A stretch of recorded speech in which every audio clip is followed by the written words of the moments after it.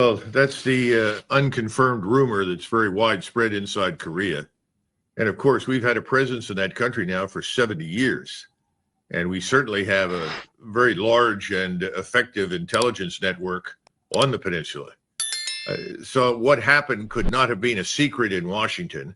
There's no doubt that our government was aware of what was going on. And it seems reasonable to assume, as they have in the past, that the CIA would work to support the people in power. And the people in power are those that have historically supported whatever the United States wants in terms of foreign and defense policy. And the nationalists, we usually try to tar them as socialists or leftists, and that's not really accurate. They are simply people who, they want a liberal society, but they're nationalists. And since the mid to late 1990s, they have been trying to persuade us to give them control of their troops on the Korean Peninsula. And that would involve replacing the U.S. Army 4-star on the peninsula, who commands all forces. This is a legacy of the United Nations presence in Korea during the Korean War. This Army 4-star commands everything on the peninsula. And the Koreans in the Liberal Nationalist Party have wanted to change that, because their argument is, how do we pretend to be a truly sovereign state with its own independent national policy as long as we are subservient to the United States military and are therefore viewed in Asia as a military colony of the United States. And so they want that Korean 4-star to replace the Army 4-star. We have dug in our heels and tried to, as politely as possible, obstruct that change. I think they thought they would, but enough effort was undertaken to obfuscate, confuse, and make the situation opaque that President Trump moved on to other things.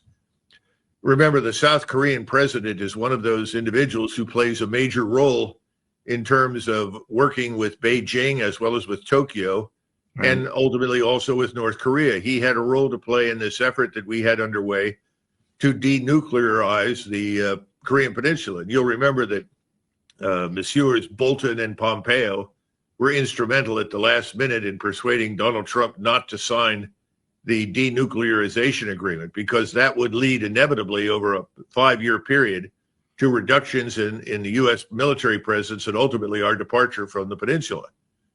Now, that's what the liberal nationalists wanted then. I'm sure they probably want it even more now, because frankly, from the standpoint of North Korea, if there is no American military presence in South Korea, there's no rationale for the existence of the North Korean state, because there's no enemy to the south. Right. We have not allowed that to happen. Now we've seen that these people who have worked tirelessly in support of whatever we want, these are the so-called Concord. They've had different kinds of names over the years. They're called conservatives, but they're really lackeys of the United States. And many of them, interestingly enough, have parents and grandparents who were lackeys of the Japanese back during the Japanese occupation. So it's a strange sort of set of circumstances, but they want to stay where they are as the permanent sort of cuddled puppy of America. But the majority of Korean people don't want that. And I think the liberal nationalists are now going to come roaring back into power. And that's why the coup occurred, because the president knew that his party, the conservatives, had no chance whatsoever of winning another election. They have disappointed the Korean people consistently. And one of the more obvious disappointments was standing up and perpetrating the lie that North Koreans were fighting on the ground in Ukraine when they aren't, and then suggesting that therefore South Korean troops should go to Europe to fight as part of NATO. They don't want anything to do with NATO. These people live in Asia, and they don't want to be part of any of the wars that we start or have to fight. We have had people on the ground working to remove Assad certainly since 2011. And we could go through this timeline, but the point to keep in mind is that we've done everything we could to support his removal, because that, of course, was the wish of the Israeli government. They were always anxious to remove Assad and would do anything at all possible to remove him. Keep in mind, right now in Egypt and in Jordan, the other two Arab states that border Israel, other than Lebanon, we have what are effectively regarded in the Arab world as puppet governments that are essentially loyal to us.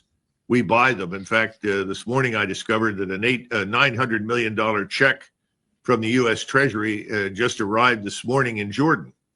The Jordanian government will obviously be very grateful for that. We have been renegotiating the debt that Egypt has. In other words, we have bribed people in those places. We bribe people all over the world, but specifically in those places to keep them on side when it comes to Israel. Now, the Jordanians are in a tough spot because the Israelis can shut off their water supply. They're not anxious to end up like Gaza at this point. Egypt's a little different now, and the Egyptian population there is very angry. We should come back to that because what happens in Egypt is very important, and you could see something similar to what has happened in Syria happen in Egypt. Here's the president of Syria repeating essentially what President Putin has said and others have said over the years. And in his case, he tried to evade becoming a puppet or being removed through the arrangements that the Russians, Iranians, and Turks made in Sochi and Astana. And these were agreements that were designed to essentially freeze the ceasefire after ISIS and its offspring and affiliates, al-Nusra, al-Qaeda, and so forth, had been defeated back in the teens. He thought this would last. Obviously, it didn't.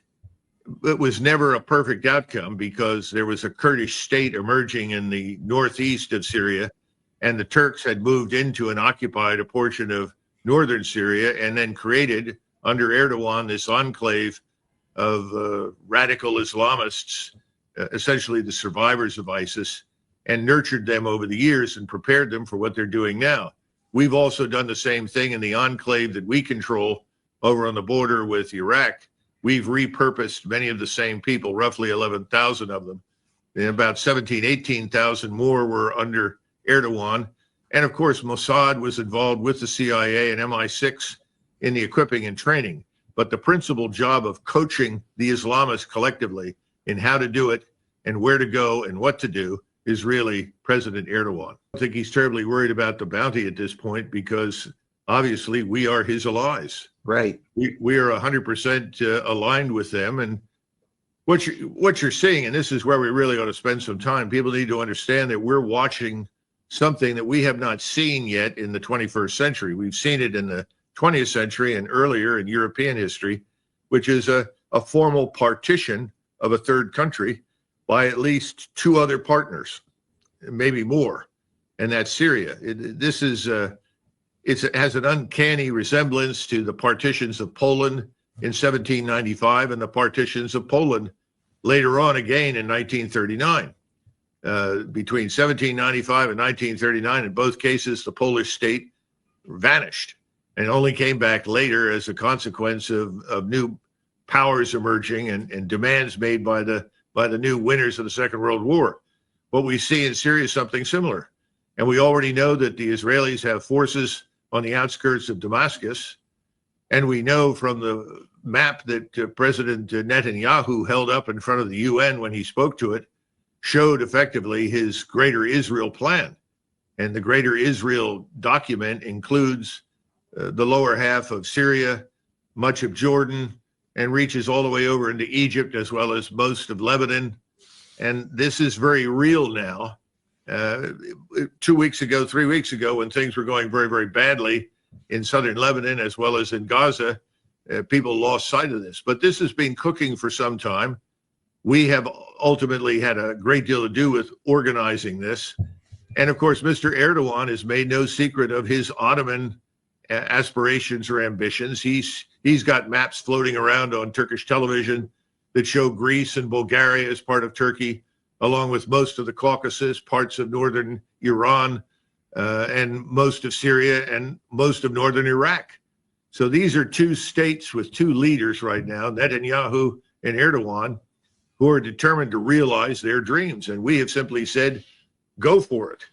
The problem with all of this is you've unleashed a tiger, at least two tigers, and you don't know where this is all going to end up. And that's why people in Egypt are now very uneasy about the potential for the Muslim Brotherhood in Egypt to become another disciple of Erdogan in this great game. And we don't know what could possibly happen in Jordan and how long we will tolerate that state under anybody other than Israeli direction. And now if you move to Saudi Arabia and the Emirates, they are genuinely fearful. And they're not probably going to want to bet very heavily on any guarantees that we give them. It's a very strange situation. It's something nobody expected to see. We have always listened to people with aspirations and show us maps with new territory, but now these aspirations are realities, and the realities are dangerous for the entire region, and potentially, depending upon how the rest of the world acts, to the furious air campaign over the last 72 hours to destroy virtually everything that had any military value on the ground in Syria. And I think that was also part of the broader plan to pay off all of the senior officers in the Syrian army to back down and turn everything over to them. That was very successful in terms of destroying what was there. That doesn't mean, though, that the Islamist hordes that are running wild across Syria don't have other sources of equipment and ammunition. They do. It's called Turkey.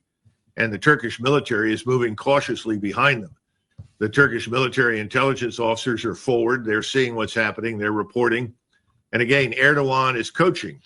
We think they're probably going to kill at least 100,000 people if they haven't already done it in Syria. But Erdogan has coached them and say, don't kill everybody. Avoid villages that are Christian, avoid certain areas. We don't want to awaken the West to what's happening. And ultimately, I think that'll be the end of the Christian community in Syria, and probably inevitably what's left of it in Iraq, unless the Shiites in Iraq can protect them as they have in the past. So it's a step back, and think back to 1939. Guderian, who commanded forces in Poland, was sent to the demarcation line to meet his Soviet counterpart, where they would agree to the final line of demarcation between Soviet and German interests in 1939. And he remarked in his diary and later confided to Hitler that he had an ominous feeling about the whole thing, because he said, ultimately, this border has been moved from its former position, that is the Soviet border, 300 miles further to the west. He was obviously worried in the future about a Soviet attack. Now I think the Israelis are looking at the ground. There's not much in southern Syria, frankly. It's mostly open desert once you get off the Golan. And there's really nothing much until you get to Damascus. And it's very obvious that Mr. Netanyahu wants to claim Damascus. Now, once that's done and this line is drawn, they will gradually realize, I think, in Israel, if they haven't already, that they have moved Turkish power, influence, military capability, subterfuge, you name it, much, much closer to Israel than it has ever been before. And the Turks are formidable. In other words, whatever we're seeing now that looks like a honeymoon between these two groups that both want hegemony, it's not likely to last, Judge. Most of it is Israeli connected. There's no question about it. We have supported Israel, and for many good reasons over many decades. The idea of supporting Israel now in this larger land grab, that's another matter entirely. That always is fraught with problems, as we've seen in previous wars. That's why I don't think this is the end of something. I think this is the beginning of something very new that's ultimately going to come crashing down on all of us. Now, at the same time, America has always been very myopic about seeing its potential opponents or adversaries or enemies. We obsess over one. The Israelis demonized Iran and saw to it that Iran was the ultimate evil that had to be crushed. We have adopted that position. Well, let's assume that you're successful, and eventually this results in the destruction of Iran, that we and the Israelis, along with help from the Turks, because the Turks, of course, are also in Azerbaijan. Azerbaijan and Turkey regard themselves as two states in one nation.